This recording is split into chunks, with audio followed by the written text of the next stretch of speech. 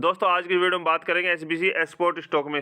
बुधवार को कल स्टॉक में 0.5% की लगभग तेजी देखने को मिली और इस स्टॉक में क्या टारगेट रहने वाले शॉर्ट टर्म की लॉन्ग टर्म की उसके ऊपर बात करेंगे। कंपनी के जो Q1 के नंबर है वो आ गए, साथ में कंपनी को प्लस में एक ऑर्डर मिलता हुआ दिखाई दिया है, यानी कि दुबई से एक कंपनी से 45 करोड़ का ऑर्डर मिला, उसके ऊपर बात करेंगे। लेकिन उससे पहले यदि आप लोगों ने चैनल को सब्सक्राइब नहीं किया तो प्लीज़ चैनल को जरूर सब्सक्राइब करें।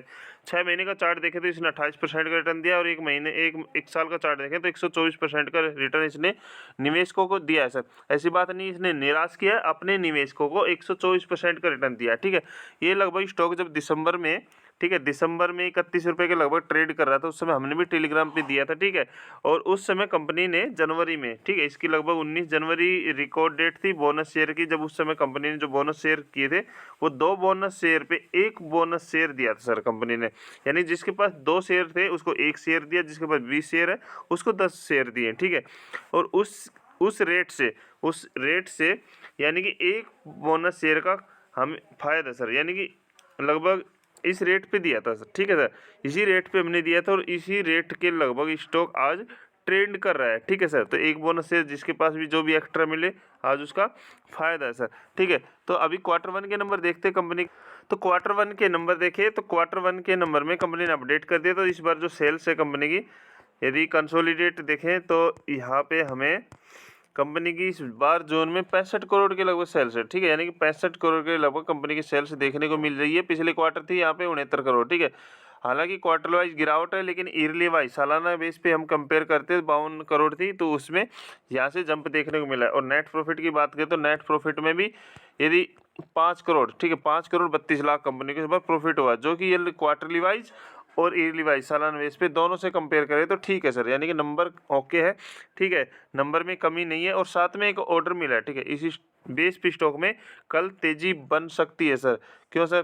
कंपनी को जो ऑर्डर मिला है 12 तारीख को कंपनी को ऑर्डर मिला था। ठीक है, उसमें इन्होंने मेंशन कर रखा है कि कंपनी को 45 करोड़ का ऑर्डर मिला है। ठीक है, कहाँ से?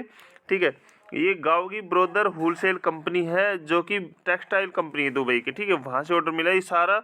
और इसमें ये क्या सर, लगभग टी शर्ट है, ट्रेजर है, ठीक है, शॉर्ट है, ये जो भी ये वैल्यूएबल सामान है इनकी ये एक्सपोर्ट करेंगे, यानी कि वहाँ पे डिलीवर करेंगे, यानी कि एक्सपोर्ट करेंगे। ठीक है, तो इसमें जो भी ये कंडीशन वगैरह इन्होंने लिख रखी है।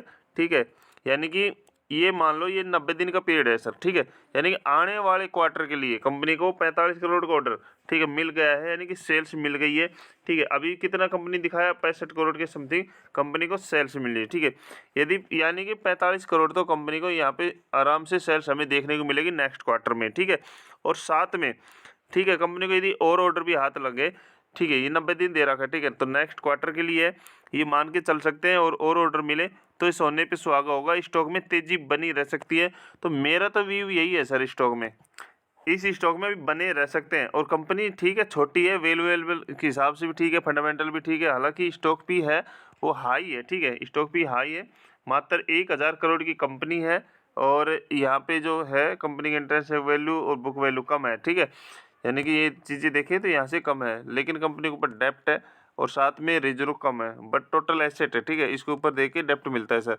ठीक है, और यदि शेयर पैटर्न की बात करें तो शेयर जो पैटर्न है उसमें यहाँ पे हालांकि जोन में प्रमोटर का स्टिक थोड़ा कम हुआ है। ठीक है, बाकी पब्लिक यानी कि जोन में इन्होंने जो 64.71% था वो 63.59% रहेगा, लेकिन कोई नहीं।